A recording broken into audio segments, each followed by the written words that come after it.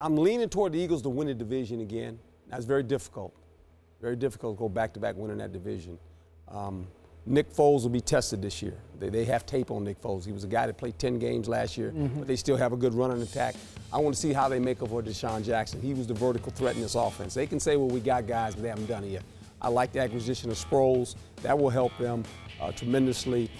So when you look at this team defensively, they struggle there. They struggle at the back end of their defense. I think they've done some things to try to solidify that. They went out and got Marcus Smith, another rusher, to help them. So I'm going to say both these teams right now, I'm picking to win the divisions.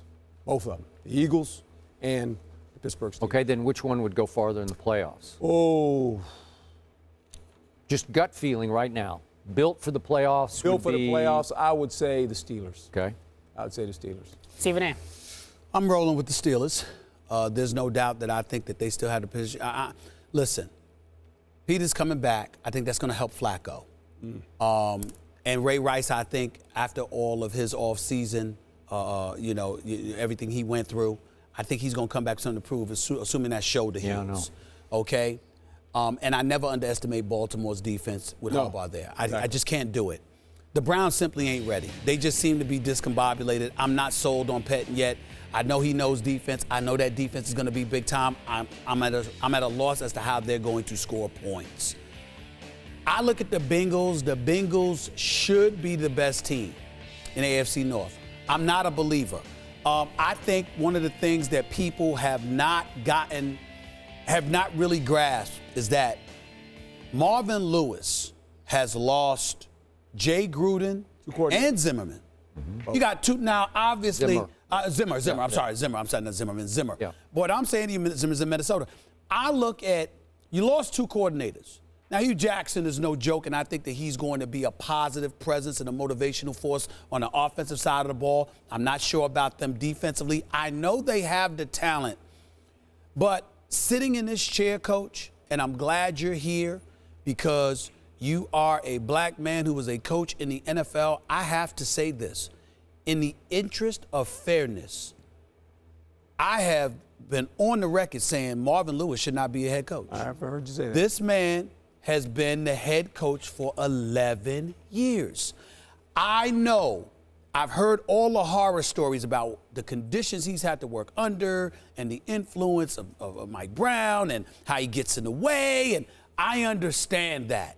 But in the end, on the field of play, you have had the talent on far too many occasions to be an 11-year head coach and have never won not one playoff game. If this were anybody else, white, Hispanic, anybody, we would have said, you know what?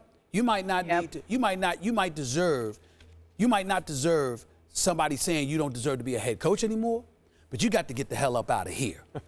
And that's where I am with Marvin Lewis. I'm not saying that he shouldn't be a head coach.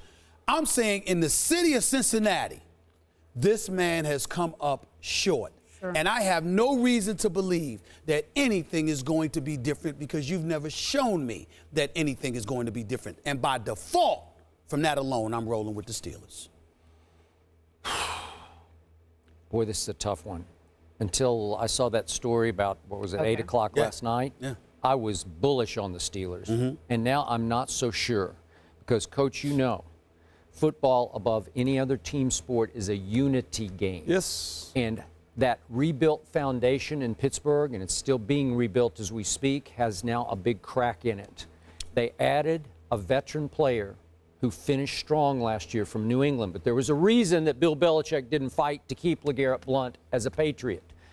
And that Patriot, expatriate, as they say, quickly bonded with a second-year running back in Pittsburgh, and I don't know who led whom down the wrong path, but all of a sudden, they're in the same car and they're busted. And it's an early blow to the Steelers. Can they recover? I assume they can, but will Dan Rooney step in and say, both of you are gone?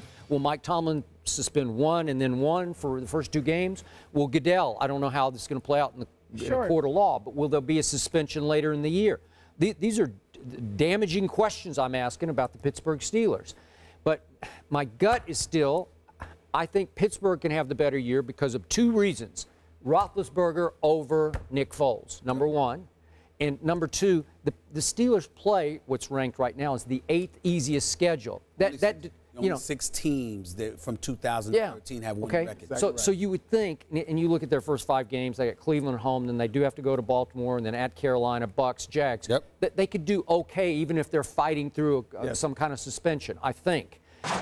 But you've got speed and you've got youth, which was a problem with the Steelers the last 2 years, which is why they ended up 8-8. You lost Emmanuel Sanders, okay? He's gone, but you still got Antonio Brown. You got Wheaton now as your number 2. You still got Heath Miller. You still got Big Ben Roethlisberger. You've got an offensive coordinator with Big Ben. They seem to be in concert with one another. And let's not even remotely underestimate the leadership of Mike Tomlin on the field. Now, when you walk off the field, obviously, you're on your own. But on that field of play, remember how the Steelers started off 0-4? And I never forget, Skip, those guys are coming off and they're losing to Minnesota and they're walking off the field and Tomlin's like, they're looking at everybody, like looking into their eyes. Let me see who's going to give up. Let me see who's going to quit on this season. We're going to get you out of here. And sure enough, they ended up winning 6 of their last 8 games. I look at that, Skip, and I say, ain't too many dudes like this man. This man is special. And if anybody could get them in get the ship righted, I believe in Mike Tomlin.